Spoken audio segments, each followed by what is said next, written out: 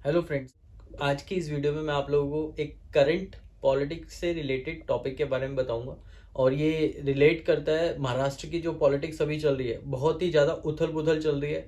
बहुत मतलब मैं हिस्ट्री में पहली बार ऐसा हुआ होगा कभी, ठीक है, कि एक ही पार्टी में दो स्प्लिट हो गए और दो पार्टी में मतलब मोर देन टू पार्टीज में स्प्लिट हो चुका है और गवर्नमेंट बनाई जा रही है। ठीक है, तो चलिए स्टार्ट करते हैं।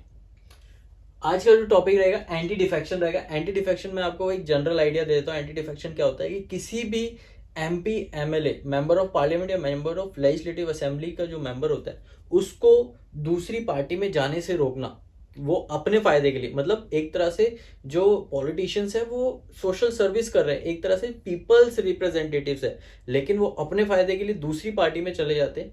तो उनको रोकने के लिए ये लॉ बनाया गया एंटी डिफेक्शन। तो इसके बारे में आज थोड़ा सा पढ़ेंगे। देन उसके महाराष्ट्र की गवर्नमेंट के बारे में बताऊंगा कि महाराष्ट्र में क्या चल रहा है। डेफिनेशन क्या रहती है एंटी डिफेक्शन की? The anti defection law punishes individual members of parliament and members of legislative assemblies for leaving one party for another। मैंने आप लोगों को समझाई दिया था कि दूसरी पार्टी के लिए एक अपनी पहली वाली पार्टी को जब वो लीव कर देते हैं तो उसको पनिशमेंट दी जाती है। तो एंटी डिफेक्शन में ये होता है कि उसको एक तरह से उसको रोका जाए। Parliament added anti defection law to the constitution 1985। 1985 में कॉन्स्टिट्यूशन में लाया गया था एज अ 10th शेड्यूल। ठीक है, to bring stability to governments by discouraging, government में स्टेबिलिटी लाने के लिए, मतलब डिस्करेज करेंगे पॉलिटिशियंस ताकि पार्टीज चेंज ना करें और गवर्नमेंट में स्टेबिलिटी बनाए रखे। ठीक है, next, the 10th schedule was included in the constitution as the anti defection act via 52nd amendment act. जो एंटी डिफेक्शन एक्ट था ये as a 10th schedule constitution में लगाया गया था, कॉन्स्टिट्यूशन में इन्वॉल्व किया गया था थ्रू द 52nd अमेंडमेंट। ठीक है, as per the 91st constitution amendment act 2003। जब 91st कॉन्स्टिट्यूशन अमेंडमेंट एक्ट हुआ था तो उसमें यह कहा गया था at least 2/3 of the member of the party, दो तिहाई member of the party, 2/3 of the member of the party must be in favour of merger. वो फेवर में हो कि वो दूसरी पार्टी में मर्ज कर रहे हैं तो वो वैलिड है in the eye of law. दो 2/3 से कम मेंबर्स नहीं होने चाहिए अगर आप किसी भी पार्टी में मर्ज कर रहे हो। तो अगर 2/3 से कम है तो वो इलीगल है। अगर 2/3 से मेंबर्स ज्यादा है जो मर्ज कर रहे हैं अदर पार्टी में तो वो वैलिड है in the eye of law. ठीक है, next, disqualification on the ground of defection. Defection में डिस्क्वालिफिकेशन कैसे हो सकता है? If member voluntary gives up membership of the political party on whose ticket he is elected to the house. House में जिस party से वो टिकट जीत के आया है अगर उसकी वो मेंबरशिप गिव अप कर दे तो उसका डिस्क्वालिफिकेशन हो सकता है।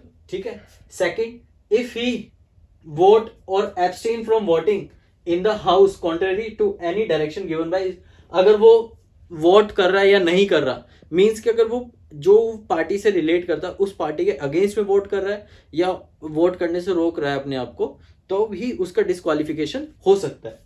Third point is, if any independently elected member joins political party, अगर जो इंडिपेंडेंट मेंबर्स होते हैं, जो पॉलिटिकल पार्टीज होती है उनके जो मेंबर्स होते हैं इंडिपेंडेंट, मतलब अदर्स या निर्दलीय जिनको कहा जाता है, अगर वो कोई और पार्टी ज्वाइन कर लेते हैं इलेक्ट होने के बाद तो भी उनका डिस्क्वालिफिकेशन हो सकता है।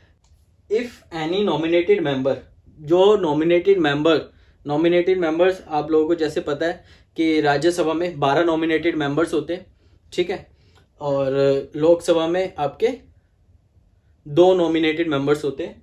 ठीक है, अगर नॉमिनेटेड मेंबर्स कोई भी पार्टी ज्वाइन करते हैं आफ्टर द एक्सपायरी 6 महीने के बाद, विद इन 6 मंथ ज्वाइन कर सकते हैं लेकिन 6 महीने के बाद ज्वाइन करते हैं तो उनका डिस्क्वालिफिकेशन हो सकता है on the ground of defection. ठीक है, और महाराष्ट्र में क्या चल रहा है? बहुत ही ज्यादा महाराष्ट्र का खेल बिगड़ा हुआ है। मतलब एक तरह से बता दूं, ये किसी भी एक क्रिकेट मैच के फाइनल मैच के बराबर हो रहा है कि इसमें अब क्या होगा। पिछले 4-5 दिनों से ये न्यूज थी कि double engine double split after सेना इट्स एनसीपी बोलते हैं, नेशनल कांग्रेस पार्टी। तो double engine double split after सेना इट्स एनसीपी।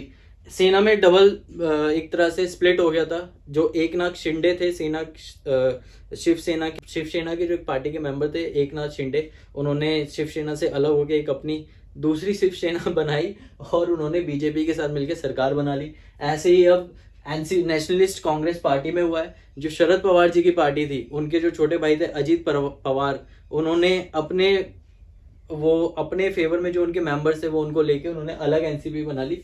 तो ये उनके छोटे भाई है, ये शरद पवार जी हैं। तो ये कटिंग्स है न्यूज़पेपर की जो पिछले 4-5 दिन से न्यूज़पेपर में ये सर्कुलेट हो रही है, ठीक है। तो मतलब महाराष्ट्र में बहुत ही ज्यादा, अभी महाराष्ट्र में करंट के जो सीएम है एकनाथ शिंदे जी, वो शिवसेना की पार्टी में थे, वो स्प्लिट हुए, उन्होंने नई शिवसेना बनाई, उसमें थे, ठीक है। उनके जो डिप्टी चीफ मिनिस्टर है एक देवेंद्र फडणवीस, वो बीजेपी से है। और अभी जो नए डिप्टी चीफ मिनिस्टर बनाए गए वो अजित पवार जी बनाए गए, जो एनसीपी से स्प्लिट होकर उन्होंने दूसरी एक एनसीपी बनाई है, ठीक है। महाराष्ट्र का ये पूरा एक मतलब एक तरह से ये इसका एक ग्राफ है, ये देख लीजिए आप कैसे महाराष्ट्र में शिवसेना जो उद्धव ठाकरे की थी, वो उनसे स्प्लिट हो गए, इन्होंने दूसरी शिवसेना बनाई पार्टी एकनाथ शिंदे। इनके 40 एमएलएज हैं। महाराष्ट्र में टोटल 288 एमएलएज हैं, सीट है, जिसमें से एकनाथ शिंदे जी की 40 है, अजीत पवार जी के 35 है, जो डिप्टी सीएम है ये चीफ मिनिस्टर है, और देवेंद्र फडणवीस जिनके 105 एमएलएज हैं बीजेपी के, ये भी डिप्टी सीएम है। तो महाराष्ट्र की सरकार का ग्राफ कुछ ऐसा है, ठीक है। हो सकता है आगे दोबारा और कुछ चेंज हो जाए, कांग्रेस भी आ जाए, इसमें कुछ भरोसा नहीं है। अभी क्या चल रहा है, 2024 में इलेक्शन है, कुछ भी हो सकता है। सो अभी जो एनसीपी के जो प्रेसिडेंट थे शरद पवार जी, इस ये जो इतना उथल पुथल हुआ है पार्टी में, जो भी ये चेंजेस हुए हैं, उस बीजेपी को ब्लेम करें उसके लिए सारा, ठीक है। और यहाँ पर मैं अपनी वीडियो को एंड करता हूँ, और आई होप आप लोगों को अच्छी लगी होगी। इंडियन पॉलिटिक्स से रिलेटेड है, इससे पहले वाली एक इंडियन इंटरनेशनल रिलेशन से रिलेटेड थी। तो एक मैं प्रॉपर मतलब हर सेक्टर को, हर सेगमेंट को कवर करने की कोशिश कर रहा हूँ न्यूज़पेपर्स में से, करंट अफेयर्स के, ठीक है। तो आशा करता हूँ आपको ये अच्छी लगी होगी। लाइक करें, शेयर करें, सब्सक्राइब करें, और thank you for watching my video. जय हिंद।